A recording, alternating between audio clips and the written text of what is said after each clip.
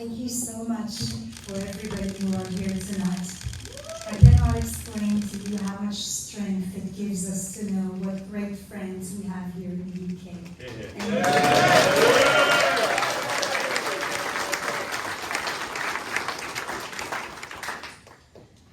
My Lords, Priti Patel, Shadow Foreign Secretary, Members of Parliament, ladies and gentlemen, Ambassador Daniela Gotsky with us here today as well.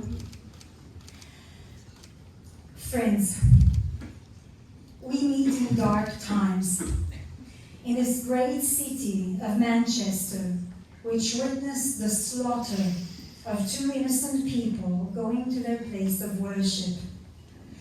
They were murdered because they were Jews.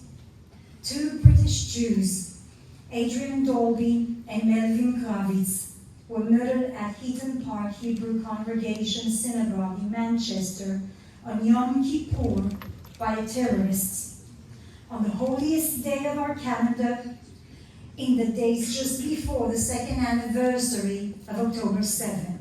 This was a terror attack directed at the very soul of the Jewish community.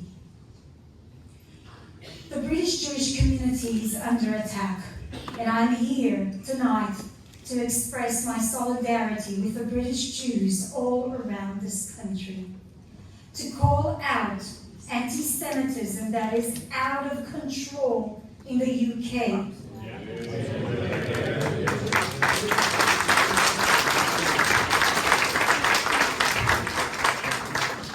And to mourn the lives of those who were murdered. May the memory of Adrian and Melvin be a blessing for us all. Amen. How often did we warn the government that anti-Semitism is out of control in the UK? That it would lead to a tragedy. That if tens of thousands of Muslims and left-wing activists are allowed to march in the streets chanting anti-Semitic hate, call for death, while supporting Hamas, and the police and the government does absolutely nothing to stop them, the next step was inevitable. Terrifyingly, we saw this week that those warnings came true. And I say clearly, more of the same from the British government is completely unacceptable.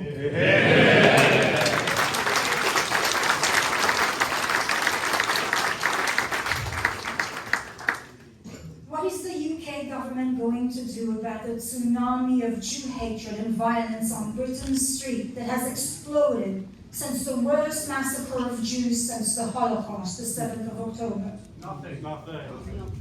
Evil government. Nothing before coming against him. Is it any wonder the government representative was booed the other day in Manchester?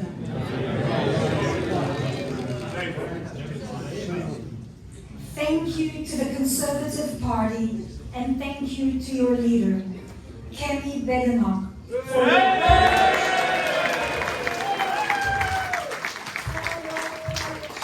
your clarity and your consistency. Since October 7th, the darkest day in Israel modern history, when Hamas terrorists butchered, raped, burned, and kidnapped our people, our daughters, in the worst massacre of Jews since the Holocaust, you have stood shoulder to shoulder with us. Let the record reflect that when Labour rushed to demand an immediate ceasefire before a single hostage has been released or rescued, the Conservatives said, not until Hamas is defeated, not until Israeli children are safe. When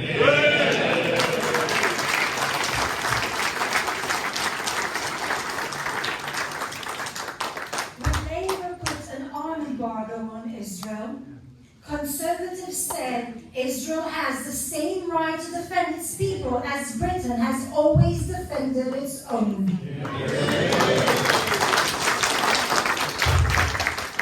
When the International Criminal Court disgracefully issued arrest warrant from Prime Minister Netanyahu and former Defense Minister Gallant, as if the leader of the Middle East, only democracy could be equated with the genocidal terrorists of Hamas, conservatives said, no, we will not legitimize this grotesque moral inversion.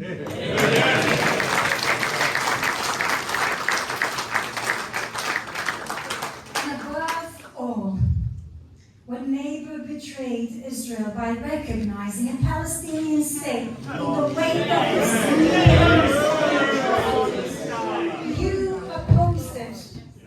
That act was not diplomacy, it was appeasement, it was not a gesture of peace, it was a reward for terror.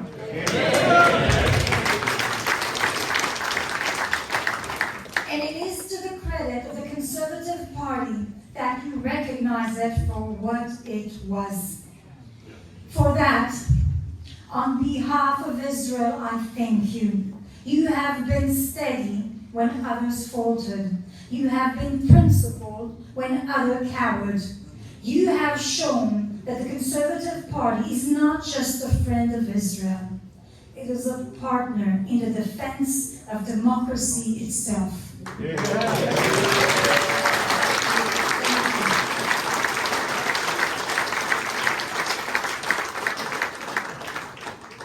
They choose to recognize the Palestinian state less than 2 years after Hamas carried out the worst massacre of Jews since the Holocaust. This was not a step towards peace. It was a grotesque betrayal of truth, of justice, and of Britain's Jewish community. It was a betrayal of truth because it rewarded Hamas, the terror regime that murders civilians and still hold 48 hostages in dungeons of terror. It was a betrayal of justice because it tells the families of the murdered and the kidnapped that their suffering can be brushed aside for political convenience.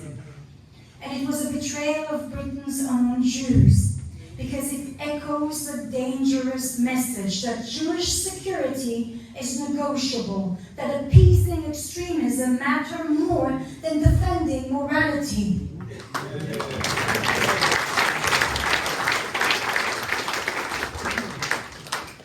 Hamas themselves immediately thank the UK government for this decision. What clearer proof is needed when terrorists celebrate your diplomacy? You know you are taking the wrong side of history. But let us be clear. This betrayal does not change the truth. The truth is that the United Kingdom and Israel should be the closest of allies.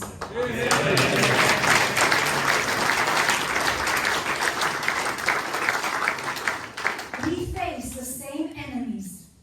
Britain has suffered from Islamist terrorists for decades, from the 7th of July in London to the Manchester Arena attack to countless plots foiled in between.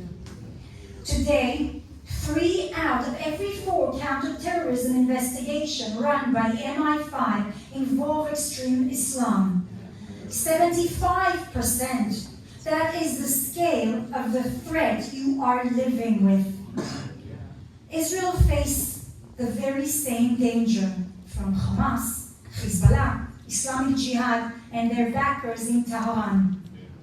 We live daily under the shadow of Islamist terror. We bury our murdered children. We defend our borders.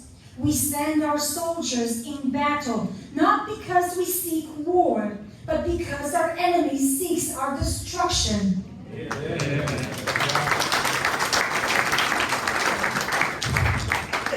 This is why our bond matters. Our relationship is not only about trade or technology. It is about defending our democracies against a common enemy that hates everything we stand for: freedom, equality, human dignity, and the rule of law.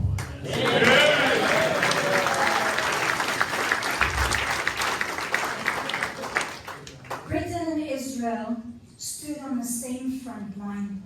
And we must stand together, because if we falter, extremism will not stop in Tel Aviv and will not stop at London.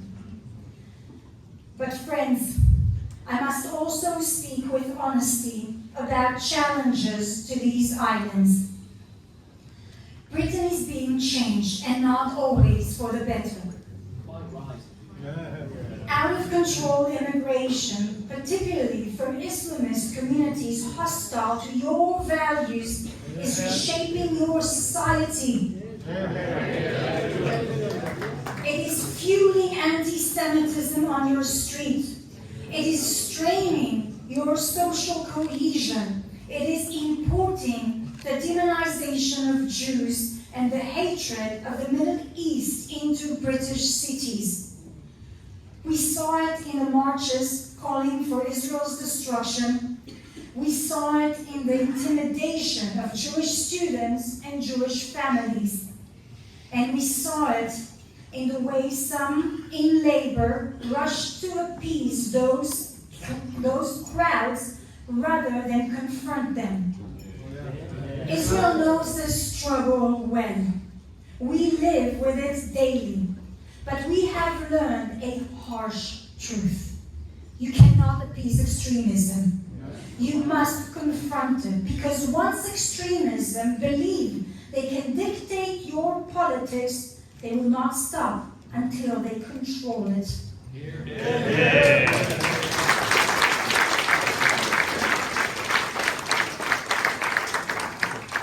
Britain, like Israel, must defend its borders, defend its values, and defend its freedom. Another important message. The ability to defend your country does not rely solely on your military equipment or your fighter jets or the technology and intelligence they have. Trust me. It relies on your men and women. It relies on people and the love for their country, culture, history, and values.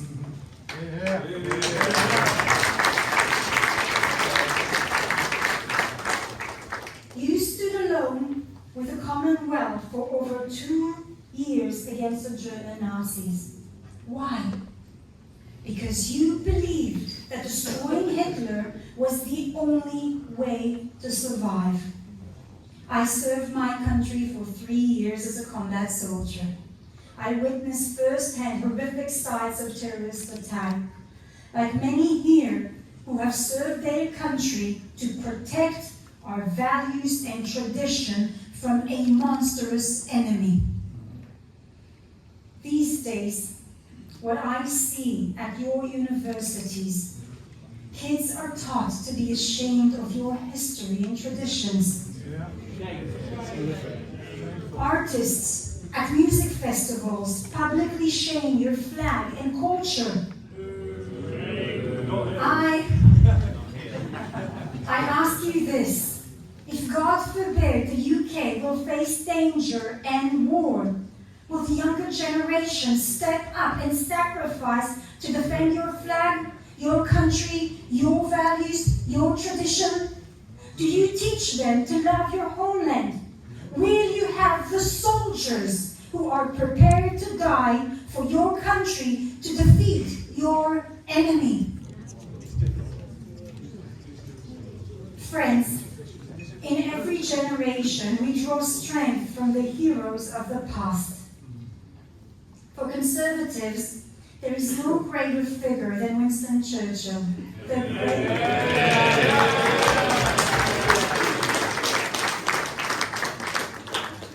the greatest conservative leader and a Zionist. When Churchill became Prime Minister in 1940, at the darkest hour of Western civilization, when Hitler was about to take France and be the master of Europe, he delivered his first speech to the nation. The speech has gone down in history as "Be a man of valor." Remarkably, he did not quote Shakespeare, Milton, or even King James Version of the Bible. Instead, he drew upon the book of Maccabees, the story of Jewish courage, defiance, and survival in the face of tyranny. He invoked these words, and excuse my accent, "Arm yourself and be valiant men, and see that ye be in readiness against the morning, that ye may fight with these nations that are assembled together against us to destroy us in our sanctuary.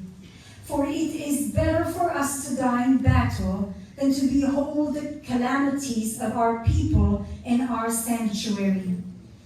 Nevertheless, as the will of God is in heaven, so let him do." This is from the book of the Maccabees. Churchill understood that the Jewish struggle for survival is inseparable from the moral foundation of the West. He recognized that the values of courage, faith, and justice, so clearly expressed in the Maccabees, are the same values that underpin Judeo-Christian civilization. The sanctity of life, the rule of law, the dignity of the individual, and the duty to resist tyranny. This is what Britain was fighting for against the Nazis, and this is what we are fighting for against Hamas and the other proxies of Iran.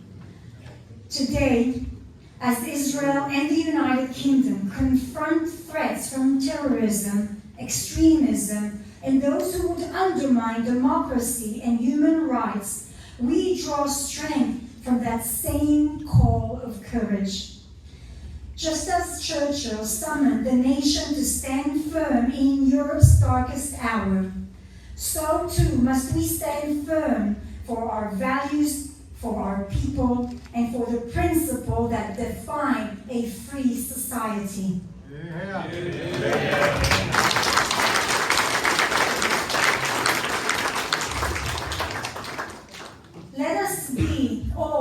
Let us all be men and women of valor, as Churchill urged, drawing on the timeless teaching of the Maccabees. Let us stand shoulder to shoulder, Israel and the United Kingdom, defending freedom, defending justice, and ensuring that the light of Judeo-Christian values continues to guide our nations in the face of darkness. Be proud of your flag, whether that be the Union flag, the English flag. Don't ever forget St. George is buried in Israel, and be proud of your religion.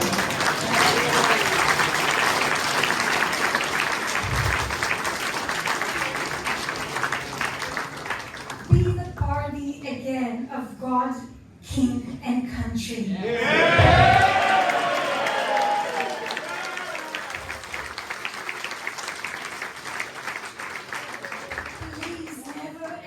Forget your proud heritage, and don't surrender it to any woke agenda who would somehow make you apologize for all that is great about Britain. Britain